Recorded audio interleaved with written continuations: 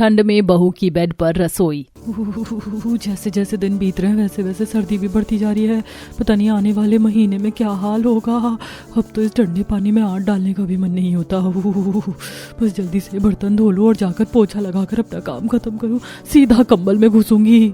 पल्लवी ठंड से कांपते हुए किचन में खड़े होकर ढेर सारे बर्तन धो रही होती है। बर्तन धोकर पल्लवी पूरे घर का पोछा लगाने लगती है कि तभी पल्लवी का 6 साल का बेटा अरुण स्कूल से घर आता है। माँ मैं आ गया, आज बहुत जोरों की भूख लगी है, जल्दी से खाना दे दो ना। पहले जाकर कपड़े बदलो, बस हॉल का पोछा लगाकर फिर देती हूँ मैं तुम्हें खाना। नहीं माँ, मुझे अभी चाहिए, बहुत भूख लगी है, दे दो ना।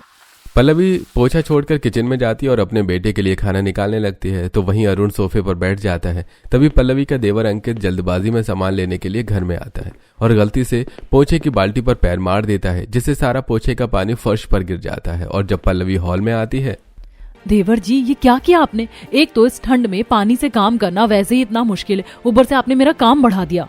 सॉरी भाभी, मैं थोड़ी हड़बड़ी में था, गलती से गिर गया। पल्लवी फिर से हॉल को साफ करती है। पल्लवी को ठंडे पानी में पोछा लगाना पड़ता है। आखिरकार पल्लवी अपना सारा काम खत्म करके जब कमरे में आराम करने के लिए जा रही होती है तभी पल्लवी का ससुर मिथिलेश आता है। अरे बहू, जरा मेरे लिए 1 कप अदरक वाली चाय और थोड़ी सी मूंगफली भून कर ले आना। मैं छत पर हूँ, आज खाना खाने का मन नहीं कर रहा है। ठीक है पापा जी। पल्लवी रसोई में जाती है और मूंगफली भून कर छत पर ले आती है। छत पर आ रही धूप में पल्लवी थोड़ी देर खड़ी होती है कि तभी पल्लवी की सास, आज धूप तो काफी बढ़िया हो रही है, काम कर बहू, मेरा खाना यही छत पर ले आओ और हाँ थोड़ी देर में रात के खाने की तैयारी कर लेना, वो आज तुम्हारी बुआ सास आ रही हैं। ठीक है माँ जी। घर की बड़ी बहू होने की वजह से घर की सारी जिम्मेदारी पल्लवी पर थी। सुबह 5 बजे की उठी पल्लवी रात के 12-1 बजे तक घर के कामों में ही लगी रहती और जब से ये ठंड का मौसम शुरू हुआ था तब से तो पल्लवी की रेल बन गई थी। अब आई हो तुम, मैं कब से तुम्हारा इंतजार कर रहा था। याद है ना कल हमें मेरी बॉस की पार्टी में जाना है। मैं नहीं जा सकती सुनील, आप तो पूरा दिन ऑफिस में रहते हो लेकिन घर में रेल मेरी बनी रहती है। एक तो जब से ठंड शुरू हुई तब से और काम बढ़ गया मेरा, और अब तो हर किसी के घर में खाने की फरमाइश भी बढ़ती जा रही है। तुम बोल तो ऐसे रही हो जैसे दुनिया की पहली औरत हो जो तुम घर संभाल रही हो। और भी तो औरतें हैं लेकिन वो शिकायत थोड़े न करती हैं तुम्हारी तरह। पल्लवी सुनील को कुछ जवाब देती है कि तभी अरुण अपना होमवर्क लेकर पल्लवी के पास आता है। माँ मेरा होमवर्क करवा दो ना, कल टीचर चेक करेगी। मुझे बहुत थकान हो रही है और ठंड लग रही है, आप इसका होमवर्क करवा दीजिए ना। मुझे भी तो अपना ऑफिस का काम करना है, तुम खाली बैठी हो, तुम करवा दो। थके हारे शरीर के साथ पल्लवी अपने बेटे का स्कूल का सारा काम करवाती है तो वहीं अगले दिन फिर से पल्लवी ठंड में सुबह 5 बजे उठ जाती है। इसी तरह कुछ दिन गुजर जाते हैं। बहू कपड़े धो रही है, ये ले मेरी कुछ साड़ियाँ रह गई थी, इन्हें भी धो देना। माँ जी मैं अगले हफ्ते धो दूंगी, अभी मेरे हाथ सुन्न से पड़ गए हैं ठंडे पानी में कपड़े धोते धोते। ठंड है वो तो पड़ेंगे ही, अब इसका मतलब ये थोड़ी ना है कि तू काम को टाल दे, काम टालने से काम बढ़ता ही है। चल अब कपड़े धो ले और उसके बाद आज आंगन की भी धुलाई कर देना, काफी टाइम हो गया है। घर के इतने काम और कल भी इस कड़कड़ाती सर्दी में जिससे पल्लवी अब काफी ज्यादा परेशान हो गई थी। घर के काम के साथ साथ पल्लवी पर अब बाहर के काम की जिम्मेदारी थी। पापा जी पूरा दिन घर पर रहते हैं लेकिन इनसे ये नहीं होता कि बाहर से जाकर सब्जी ही ले आए। अब इतनी ठंड में मुझे ही सब्जी लानी पड़ रही है। अरे घर का काम करूँ, रसोई संभालूं या बाहर से सामान लाऊं, ऊपर से इन लोगों की फरमाइश नहीं खत्म होती। कभी इनको साग खाना है, कभी बाजरे की रोटी, और आज तो सभी को गाजर का हलवा खाना है। पल्लवी ठंड से कांपते हुए सामान लेकर घर की तरफ लौट रही होती है कि तभी पल्लवी को रास्ते में उसकी सहेली संजना मिलती है। हाय पल्लवी, कैसी है तू? कुछ टाइम से काफी बिजी चल रही है, ना कॉल करती है ना मैसेज, भूल गई क्या? नहीं यार, घर में काम ही इतने होते हैं कि फुर्सत ही नहीं मिलती। पूरा दिन तो रसोई में खड़े खड़े निकल जाता है। ऊपर से जब से ये ठंड शुरू हुई है तब से और दिमाग खराब हो गया। आखिरकार कब तक सब कुछ अकेले संभालूं? नंद होती तो कम से कम उसका सहारा तो मिल ही जाता। अरे तो पागल, तेरा देवर तो है ना, अपनी देवरानी ले आ। मेरी भी तो पिछले महीने देवरानी आ गई, जब से आई है घर के कामों में काफी मदद करती है। देख अभी भी मैं पार्लर से आ रही हूँ, तू भी अपने देवर की शादी करवा दे जल्दी से, फिर तुझे भी आराम मिल जाएगा। संजना की बात सुनकर पल्लवी की दिमाग की बत्ती जलती है और वो जल्दी जल्दी घर आती है। इससे पहले पल्लवी अपनी सास को अपने देवर की शादी के बारे में कुछ कहती कि तभी वो घर आकर देखती है कि सभी लोग मिलकर अंकित के लिए लड़कियां देख रहे हैं। अरे पल्लवी बहू तू आ गई, ये देख पंडित जी ने मुझे अभी कुछ लड़कियों की तस्वीर भिजवाई है। मुझे तो अपने अंकित के लिए ये लड़की ज्यादा पसंद आ रही, कितने लंबे बाल है इसके और रंग रूप भी कितना साफ है। माँ, अंकित की जोड़ी तो इस लड़की के साथ जमेगी। क्यों, अंकित कैसी लगी तुझे लड़की? अरे ये तो सोने पर सुहागा हो गया। मेरे बोलने से पहले ही मेरे ससुराल वाले मेरी देवरानी ढूंढने में लगे। अब बस जल्द से जल्द मेरे देवर की शादी हो जाए, फिर जब मेरी देवरानी आएगी तो मुझे भी तो थोड़ी राहत मिल जाएगी। सुनीता अंकित के लिए एक सोनम नाम की लड़की पसंद कर लेती है और बिना देरी करे अंकित और सोनम की जल्दी शादी हो जाती है। शादी के बाद आज सोनम की पहली रसोई की रस्म होती है, जिसमें पल्लवी भी उसकी काफी मदद करती है। पता है भाभी, शादी से पहले मेरी सभी सहेलियां कहती थी कि जेठानी एक नंबर की खड़ूस होती है और बिल्कुल भी मदद नहीं करती, लेकिन आपको देखकर ऐसा नहीं लगता। पहली रसोई की रस्म मेरी है और मदद आप कर रही हैं। ये तो प्यार होता है देवरानी जेठानी में। जिस घर में देवरानी जेठानी मिलकर घर को एक साथ संभालती हैं, वहां पर कभी कोई कलेश नहीं होता।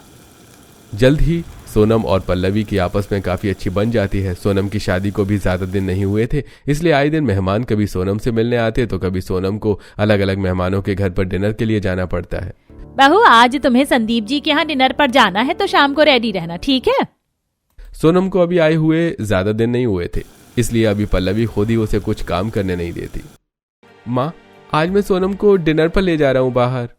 हाँ तो बेटा, ये भी कोई पूछने वाली बात है क्या? तेरी बीवी है, ले जा। और अब नहीं घूमोगे तो कब घूमोगे? 2 से 3 हफ्ते सोनम के इसी तरह से गुजर जाते हैं और अब कल से सोनम को रसोई और घर की सारी जिम्मेदारी संभालनी होती है। झाड़ू सोनम लगा लेगी, पोछा मैं लगा लूंगी और किचन का काम भी हम आधा आधा बांटेंगे। एक वक्त का खाना सोनम और एक वक्त का खाना मैं बना लूंगी। इससे हम दोनों पर ज्यादा काम की जिम्मेदारी भी नहीं होगी। पल्लवी काफी ज्यादा खुश थी कि कल से अब उसकी देवरानी भी उसका काम में हाथ बंटवाएगी, लेकिन भगवान को तो कुछ और ही मंजूर था। दोपहर में सोनम जब नहाकर बाथरूम से बाहर निकल रही होती है तो सोनम का पैर फिसलता है और वो बाथरूम में गिर जाती है, जिससे उसके हाथ में काफी गहरी चोट आती है। हाथ में बहुत दर्द हो रहा है, दवाई भी खा ली है लेकिन कोई असर ही नहीं हो रहा है। अरे बहू, इतनी जल्दी ऐसे थोड़ी ना होगा। थोड़ी देर आराम कर ले और बाद में तेरे हाथ की सिकाई भी कर दूंगी। इसलिए मैं कहता था कि बाथरूम में चप्पल पहनकर जाया मत करो। बाथरूम की टाइल थोड़ी स्लिपरी है, मैं खुद कई बार गिरते गिरते बचाऊं। तुम्हारा हाथ तो काफी सूज गया है यार, अब कुछ दिन बिस्तर पर आराम ही करना। अपने हाथ की चोट की वजह से सोनम अब कई दिनों तक घर के काम नहीं कर सकती थी, जिससे पल्लवी को थोड़ी परेशानी तो होती है, लेकिन वो कुछ नहीं कहती। हे भगवान, अब तो बस इस नल के अंदर से बर्फ के टुकड़े गिरने रह गए। हद से ज्यादा ठंडा पानी आ रहा है। अब तो मुझे किचन में भी गीजर लगवाना ही पड़ेगा। जल्दी से बर्तन धोकर सोनम के लिए खाना ले जाती हूँ। बेचारी ने सुबह से दूध के अलावा कुछ भी खाया पिया नहीं है। पल्लवी अब जल्दी जल्दी ठंडे पानी में बर्तन धोती है और जब प्लेट में खाना निकाल अपनी देवरानी के लिए कमरे में ले जाती है तो देखती है कि सोनम बिस्तर पर आराम से लेटे लेटे कुरकुरे चिप्स खा रही है। ये देखकर पल्लवी, अरे सोनम, ये सब क्या है? Kurkure, chips, juice, chocolates? तुमने तो किसी छोटी बच्ची की तरह बिस्तर पर सारे खाने पीने की चीजें फैला रखी हैं। मेरे हाथ में दर्द है ना, मैं किचन से खुद खाना नहीं ले सकती, इसीलिए मैंने उनसे अपनी छोटी मोटी खाने पीने की चीज मंगवा ली। ये तो ठीक है, लेकिन इससे पेट थोड़ी ना भरेगा। ये लो खाना, इसे भी खा लेना। खाने की प्लेट सोनम को देकर पल्लवी वहां से चली जाती है। तो वहीं शाम में जब पल्लवी अपने कमरे में कपड़े प्रेस कर रही होती है तो अरे वो मेरी नीली वाली साड़ी कहाँ है? अरे हाँ, याद आया, सोनम के कपड़ों में रखी हुई थी वो। अभी जाकर उसके कमरे से लाना होगा। पल्लवी सोनम के कमरे में जाती है तो देखती है कि सोनम सो रही है। जैसे सोनम की अलमारी खोलती है कि उसमें ढेर सारी पीने की चीज है। ये सब क्या है? ये अलमारी है या कोई चीज की दुकान? सारा तो खाने पीने का सामान है, तो उसने कपड़े कहाँ रखे हैं? पल्लवी जब नजर इधर उधर दौड़ाती है तो पल्लवी की नजर बेड के ड्रॉर पर जाती है, जिसे देखकर पल्लवी जब उसे खोलती है और देखती है कि पूरा का पूरा ड्रॉर खाने पीने की अलग अलग चीजों से भरा हुआ है। ये देखकर पल्लवी, हे भगवान, क्या है ये सब? ऐसा लग रहा है कि देवर जी इसके लिए पूरी दुकान ही उठा कर ले आए। रसोई में इतना खाना पीने का सामान नहीं होगा जितना इसके बिस्तर पर है। अब ये सब पल्लवी को काफी अजीब लगता है। सोनम गहरी नींद में सो रही होती है तो पल्लवी उससे इस बारे में कुछ बात नहीं करती और ऐसे ही अब 1-2 दिन गुजर जाते हैं। अरे यार, ये मैंने केटल कहाँ रख दी है? रात में इन्हें बार बार गर्म पानी पीना होता है। अब थोड़ी ना किचन में आकर पानी गर्म करती रहूंगी। लगता है माँ जी ले गई हैं। पल्लवी अपने सास के कमरे में केटल लेने के लिए जाने लगती है कि तभी पल्लवी को सोनम के कमरे से हल्की हल्की मैगी की खुशबू आती है। अरे सोनम के कमरे से मैगी की खुशबू कैसे आ रही? मैंने तो मैगी नहीं बनाई और सोनम के हाथ में तो इतना दर्द है कि वो खुद किचन में आकर मैगी नहीं बना सकती। पल्लवी जब सोनम के कमरे में आती है तो वो काफी हैरान होती है। सोनम आराम से बेड पर बैठे बैठे साइड टेबल पर केटल रख उसमें मैगी बना रही होती है। सोनम, तुम ये क्या कर रही हो? भाभी वो क्या है ना, मुझे ठंड में रात में बार बार कुछ गर्मा गर्म खाने का मन होता है। मैं आपसे थोड़ी ना बार बार बोलती, इसीलिए मैं किचन से केटल ले आई। अब जब भी मेरा कुछ गर्म खाने का मन करेगा तो मैं बना लूंगी। बाहर की चीजों तक तो फिर भी ठीक था, लेकिन अब बिस्तर पर पड़े पड़े रसोई का सामान लाकर चीज बनाना ये अजीब नहीं है? अरे भाभी कुछ अजीब नहीं है, मैं तो अपने मायके में भी ऐसे ही करती थी। वैसे भी केटल में बनी मैगी का टेस्ट बहुत अच्छा होता है, आप टेस्ट करेंगी? सोनम को मना करके अब पल्लवी बर्तन में ही गर्म पानी कर थर्मस में भरकर अपने कमरे में ले जाती है। जब से सोनम के हाथ में चोट लगी थी तब से सोनम अपना सारा खाना पीना बिस्तर पर ही करने लगी थी। मैं तो परेशान हो गई हूँ अपनी देवरानी से। सोचा था देवरानी आएगी तो घर के कामों में हाथ बंटवाएगी, लेकिन ये तो खुद ही हाथ पर चोट लगाकर बैठ गई है। हफ्ता भर होने को आ गया, पता नहीं कब इसकी चोट खत्म होगी। और ऊपर से आधी रसोई तो उसने अपने बिस्तर पर ही बसा ली है। ये अकेले में क्या खुद से बड़बड़ा रही हो? और तुम्हारी देवरानी के क्या हाल चाल है? पहले तो तुम घर के कामों से इतना परेशान रहती थी, लेकिन अब तो तुम्हारी देवरानी आ गई है तो काफी मदद हो जाती होगी ना। कुछ ना मदद होती है, बल्कि जब से वो आई है काम मेरा और बढ़ गया है। हाथ में चोट लगवा कर बैठ गई है, और ऐसा भी नहीं है कि बिस्तर पर पड़े पड़े आराम करे। उसकी बेड, अलमारी, ये हर जगह खाने पीने की चीजें हैं। और तो और मैडम अब कमरे में केटल में मैगी पास्ता बनाकर खाती हैं। अरे तुम तो बिल्कुल आलसी देवरानी ले आई हो। ये तो मेरी नंद की तरह है, वो भी ठंड शुरू होते ही बिस्तर में घुस जाती है। क्या बताऊं मैं। अब ऐसे ही 1-2 दिन और गुजर जाते हैं। आज पल्लवी ने गर्मा गर्म आलू के पराठे बनाए होते हैं। सभी लोग नाश्ता कर रहे होते हैं। तभी पल्लवी देखती है कि टेबल पर अंकित और सोनम नहीं है। अंकित को मेरे हाथ के आलू के पराठे कितने पसंद है ना। आप लोग खाइए, मैं उसे कमरे में देकर आती हूँ। अंकित सोनम के लिए पराठे निकालकर पल्लवी जब उनके कमरे में देने जाती है तो देखती है कि सोनम आराम से बेड पर बैठे बैठे इंडक्शन पर फ्राई पैन में गर्मा गर्म इंस्टेंट पराठे सेक कर अंकित को खिला रही है। ये सब क्या हो रहा है? अरे सोनम, ये तुम्हारा कमरा है, कोई रसोई नहीं। मैगी तक तो फिर भी ठीक था, लेकिन अब तो तुम यहाँ खाना ही बनाने लग गई हो। अरे भाभी खाना नहीं बना रही हूँ, ये तो इंस्टेंट पराठे हैं। इन्हें बस फ्राई पैन में सेकना ही होता है। और कब तक मैगी कुरकुरे से अपना पेट भरती मैं। हाँ भाभी, और वैसे भी ठंड में आराम से कंबल में बैठे बैठे गर्म पराठे खाने का अपना अलग ही स्वाद है। लेकिन इस तरह बिस्तर पर खाना बनाना खाना कोई अच्छी बात थोड़ी ना है। अरे भाभी, ठंड में हर चीज चलती है। सोनम, तुम वो पनीर वाली इंस्टेंट पराठे भाभी को भी खिलाओ ना। भाभी बहुत टेस्टी है, और हम तो सोच रहे हैं कि इंस्टेंट मोमोज भी ले आते हैं। सोनम के साथ साथ अंकित की भी हरकत को देखकर पल्लवी को काफी अजीब लगता है, और जब वो इस बारे में अपनी सास को कहती है तो अरे बहू, तो उसकी तबीयत भी तो ठीक नहीं है ना, और वो कब तक तुझे परेशान करती रहती, इसीलिए आराम से बनाकर खा रही है। माँ जी, हफ्ते भर से ज्यादा हो गया है। मैं भी कब तक घर की जिम्मेदारी अकेले संभालूं? पहले जब तेरी देवरानी नहीं थी तब भी तो तू संभालती ही थी। अब जरा उसकी तबीयत क्या खराब हो गई, तुझे काम भारी पड़ रहा है।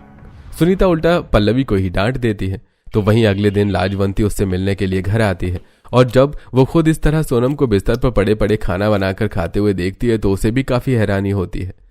सुनीता, बहू तो अभी नहीं है, लेकिन तू तो समझदार है ना। अरे हाथ में जरा सी चोट क्या लग गई, उसने तो अपने बिस्तर को ही रसोई बना लिया। अरे जाकर उसे समझा। लाजवंती के कहने पर सुनीता अब सोनम को समझाने के लिए जाती है। 15 दिन हो गए तेरे इस हाथ के दर्द को, अरे अभी तक ठीक नहीं हुआ क्या? माँ जी, हो जाएगा, बस कुछ दिन और। मुझे भी इस तरह बिस्तर पर पड़े रहना अच्छा थोड़ी ना लगता है। सुनीता भी अब सोनम से ज्यादा कुछ नहीं कहती। तो वहीं सोनम बिस्तर पर पड़े रहकर खाने के साथ साथ अब काफी गंदगी भी मचाने लगी थी। सोनम ढेर सारे झूठे बर्तन सोनम को यूं ही बेड पर जमीन पर रख देती थी। तुम भी हद करती हो। अरे कुछ काम नहीं कर सकती तो कम से कम जूठे बर्तन और कूड़ा ले जाकर किचन में तो रख सकती हो ना। किचन तक तो मैं पैरों से आराम से चली जाऊंगी, लेकिन काम तो मुझे हाथों से ही करना है ना। आपसे नहीं होगा तो बोल दीजिए, मैं उनसे कह दूंगी, लेकिन इस तरह ताने मत दीजिए। पल्लवी घर में कोई कलेश नहीं चाहती थी, इसलिए वो जैसे तैसे करके अपने गुस्से को शांत करती है, और ऐसे ही 1-2 दिन गुजर जाते हैं। आज तो हद से ज्यादा ठंड हो रही है। कहाँ ये महारानी आराम से बिस्तर में पड़े पड़े मोमोज, महंगी चिप्स चबा रही हैं, और कहाँ मैं इतनी ठंड में काम कर रही हूँ। अरे सूखे काम तो फिर भी ठीक है, लेकिन ये गीले पानी वाले काम तो मुझसे होते ही नहीं है। एक बार बस ये किचन में आ जाए, फिर तो इससे मैं अपने हिस्से का भी काम करवाऊंगी। आपने रोटी पर घी नहीं लगाया? आप जानती हो ना कि मुझे घी वाली रोटी ज्यादा पसंद है। एक तो महारानी को मैं सब कुछ लाकर दे रही हूँ, लेकिन फिर भी इसकी फरमाइश खत्म नहीं हो रही। अरे इसका बस चले ना, तो ये तो पूरी रसोई इस कमरे में ले आए। बर्तन, केटल, चीज तो सब लाकर इसने रखी दी है। अब बस मैं ही रह गई हूँ। यहाँ पर आकर इस महारानी के लिए खाना ही बनाना पड़ेगा। जैसे पराठे मैगी खुद बना लेती है, तो ये भी खुद ही बैठे बैठे बना लेना इंडक्शन पर। घर का सारा काम खत्म करके पल्लवी बाजार से राशन लेने के लिए जाती है। राशन लेकर पल्लवी जब घर लौट रही होती है कि तभी उसे रास्ते में एक तेल वाले बाबा मिलते हैं। अरे कैसा भी दर्द हो, आज का कल का ये साल पुराना, बस दिन में 2 बार तेल लगाने से दर्द अपने आप उड़नछू हो जाएगा। बाबा आप सच कह रहे हैं, पुराने से पुराना दर्द भी इस तेल को लगाने के बाद ठीक हो जाएगा। हाँ बेटी ठीक है, हो जाएगा, सिर्फ 100 रुपए बोतल है, कहो तो दे दें। पल्लवी उस बाबा से अब दर्द का तेल खरीद लेती है और घर आते ही सबसे पहले सोनम के हाथ की उसे तेल मालिश करने लगती है। भाभी इस तेल में से कितनी गंदी बदबू आ रही है, किसने दिया है आपको ये तेल? जड़ी बूटियों के तेल से ऐसी ही बदबू आती है, तुम देखना कैसे तुम्हारा 2 दिन में हाथ का दर्द ठीक हो जाएगा। अब अपने सारे काम छोड़कर पल्लवी दिन रात सोनम के हाथ की मालिश करती है, जिससे 1 से 2 दिन में ही अब सोनम का हाथ पूरी तरह से ठीक हो जाता है और आखिरकार सोनम पल्लवी के साथ रसोई में अपना कदम रखती है। भाभी ये पानी तो सच में बर्फ से भी ज्यादा ठंडा है, अब इसमें बर्तन कैसे धोती थी? मेरे तो पूरे हाथ सुनने पड़ गए। अब आया ना मजा, बहुत आराम कर लिया बिस्तर पर पड़े पड़े। अब जब रसोई में काम करेगी ना तब जाकर तुम्हें एहसास होगा। भाभी मैं सोच रही थी इंडक्शन पर भी तो आराम से खाना बन ही जाता है ना, तो मैं सोच रही हूँ क्यों ना मिर्च मसाले और बर्तन भी अपने कमरे में ही ले जाकर रख लूं और आराम से बिस्तर पर बैठे बैठे खाना बनाऊं और वहीं खा लूं। क्यों, कैसा लगा आपको ये आइडिया? सोनम ने यह बात भले ही मजाक में कही हो, लेकिन यह बात पल्लवी को काफी ज्यादा अजीब लगती है। ऐसे ही अब 1-2 दिन गुजर जाते हैं। ये चाकू कहाँ है? और यहाँ पर मैंने सब्जी रखी थी काटने के लिए, वो भी नहीं है, कहाँ रख दिया मैंने? पल्लवी जब सोनम से इस बारे में पूछने के लिए उसके कमरे में जाती है तो देखती है कि सोनम आराम से बिस्तर में बैठे बैठे सब्जी काट रही है। ये देखकर तुमने तो सच में हद मचा रखी है। मैं काम करती हूँ, गैस चूल्हा और सारा सामान तुम्हें बिस्तर पर ला कर दे देती हूँ, फिर आराम से बैठे बैठे सब कुछ बनाना। अरे तुम्हारा कमरा है, कोई रसोई नहीं। भाभी तो क्या हो गया, आप भी बैठ कर यहीं बना लो ना, कब तक रसोई में ठंड में खड़ी रहोगी? मुझसे नहीं होता ठंड में खड़ी खड़ी खाना बनाना।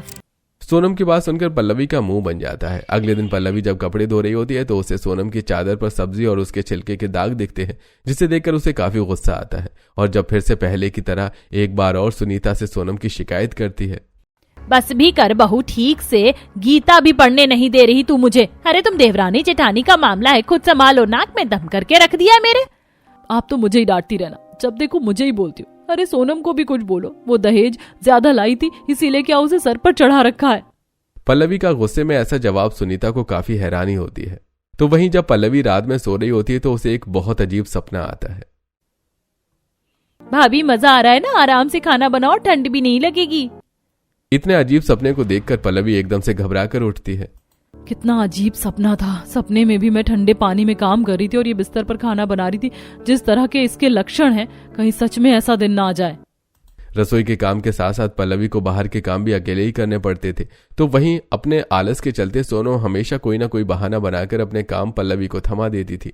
ऐसे ही 1-2 दिन गुजर जाते हैं और आज पल्लवी जब अपने बेटे अरुण का टेस्ट पेपर देखती है तो उस पर काफी गुस्सा करती है। ये क्या नंबर आए तुम्हारे? 100 में से 28। अरे फेल हो तुम। इस तरह एग्जाम की तैयारी कर रहे हो तुम? आज से तुम्हारा खेलना कूदना बंद, जब देखो मस्ती करनी है। अरे आप क्यों मुझ पे इतना गुस्सा कर रही हो? मैं हमेशा कहता रहता था कि मुझे पढ़ा दो, लेकिन आप भी हमेशा बिजी रहती थी। आपने तो मेरा कोई ट्यूशन भी नहीं लगवा रखा, तो नंबर तो कम आएंगे ही ना। अरुण की बात सुनकर पल्लवी को यह एहसास होता है कि पिछले कुछ समय से उसने अरुण को सच में टाइम देना काफी ज्यादा कम कर दिया था, जिसके चलते अपने बेटे को ठीक से पढ़ा भी नहीं पा रही थी। तो वहीं जब सोनम पल्लवी को अरुण को इस तरह डांटते हुए देखती है तो उसे बिल्कुल भी अच्छा नहीं लगता और अब सोनम अरुण को अपने साथ कमरे में ले जाकर पढ़ाई करवाती है। ये क्वेश्चन तो मुझे बिल्कुल अच्छे से समझ में आ गया। आप ही मेरी ट्यूशन टीचर बन जाओ ना, ट्यूशन फीस में अपनी मैं सारी चॉकलेट दे दूंगा। अच्छा जी, चलो अब नेक्स्ट क्वेश्चन करो। अब मैं तुम्हारे लिए दूध लेकर आती हूँ। सोनम अरुण को पढ़ाने में लगी हुई थी, तो वहीं ठीक से सुनील को पल्लवी का समय न मिल पाने के कारण सुनील भी अब पल्लवी को काफी सुनाता है, जिससे परेशान होकर आज पल्लवी भी चुप नहीं रहती। तुम्हें क्या, तुम तो ऑफिस चले जाते हो, लेकिन नौकरानी तो मैं बनी रहती हूँ ना।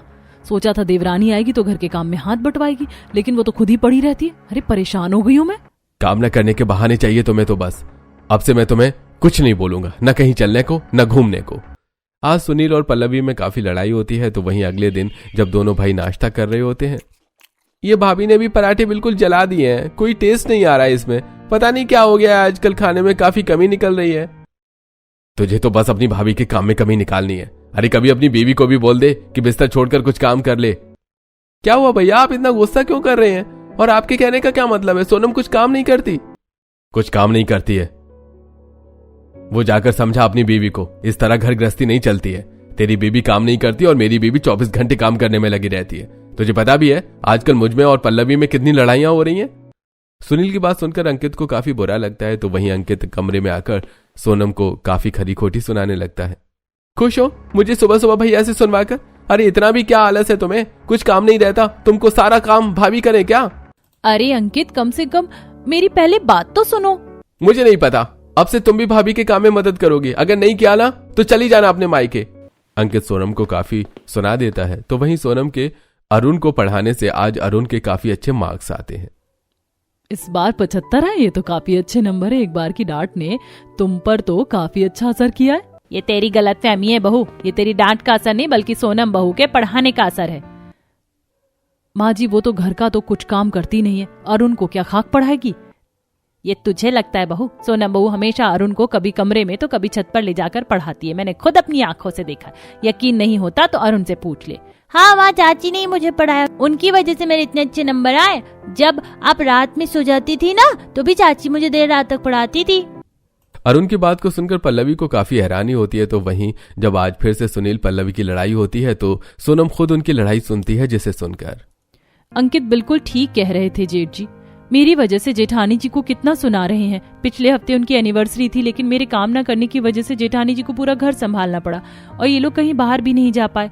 अरुण वाली प्रॉब्लम तो मैंने सॉल्व कर ली, लेकिन ये प्रॉब्लम तो तभी सॉल्व होगी जब मैं अपनी जिम्मेदारी संभालूंगी। बिस्तर पर पड़े पड़े बहुत आलसी हो गई हूँ, अब बिस्तर से रसोई को हटाकर रसोई को रसोई में ही ले जाना होगा। अगले दिन पल्लवी हर रोज की तरह सुबह 5 बजे उठती है और जब वो नाश्ते की तैयारी करने के लिए रसोई में आती है तो देखती है कि सोनम पहले से ही वहां मौजूद है और उसने लगभग नाश्ते की तैयारी कर ली है। ये देखकर पल्लवी काफी हैरान होती है। अरे सोनम, तुम इतनी सुबह सुबह रसोई में क्या कर रही हो? और ये सब नाश्ते की तैयारी क्या तुमने की है? तुम्हारी तबीयत तो ठीक है ना?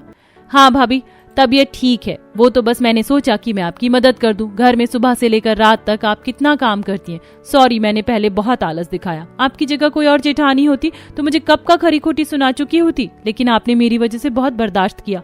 और जो भी आपकी और जेठ जी में लड़ाई हुई है ना, उसके लिए मैं माफी चाहती हूँ। आज के बाद मैं अपने सारे काम करूंगी और आप में और जेठ जी में बिल्कुल भी लड़ाई नहीं होगी। माफी तो मुझे भी मांगनी चाहिए, मैंने भी तुम्हें काफी गलत समझा। अगर तुम ना होती तो इस बार भी अरुण टेस्ट में फेल हो जाता। भाभी, अब से हमारे सारे काम आपस में हम बांट लेते हैं और अब मैं घर के कामों के साथ साथ अरुण को भी पढ़ा दिया करूंगी। तो मैं तुम्हारे हिस्से के भी 1-2 काम कर लूंगी। तुम अरुण को पढ़ा रही हो, ये क्या कम है?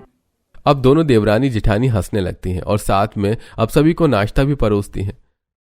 तो घर के कामों में भी दोनों एक दूसरे का काफी साथ देती हैं। भाभी, आप ही हमेशा घर का सामान लेने के लिए जाती हो। आप घर का काम कर लीजिए, सामान मैं ले आऊंगी और आते हुए अरुण को भी स्कूल से पिक कर लूंगी। तो फिर मैं तुम्हें सामान की लिस्ट बनाकर दे देती हूँ और झाड़ू लगाकर कपड़े भी धोने के लिए डाल दूंगी। दोनों जेठानी को इतने प्यार से घर के सारे काम करते हुए देखकर सुनीता मन ही मन काफी ज्यादा खुश होती है। चलो, आखिरकार इन दोनों में अकल तो आई, वरना इन दोनों ने तो मेरा दिमाग ही खराब कर दिया था। और उस दिन के बाद से अब दोनों देवरानी जेठानी मिलकर घर के सारे काम को संभालती हैं, जिससे अब ना ही सोनम पर काम की जिम्मेदारी ज्यादा आती है और ना ही पल्लवी पर।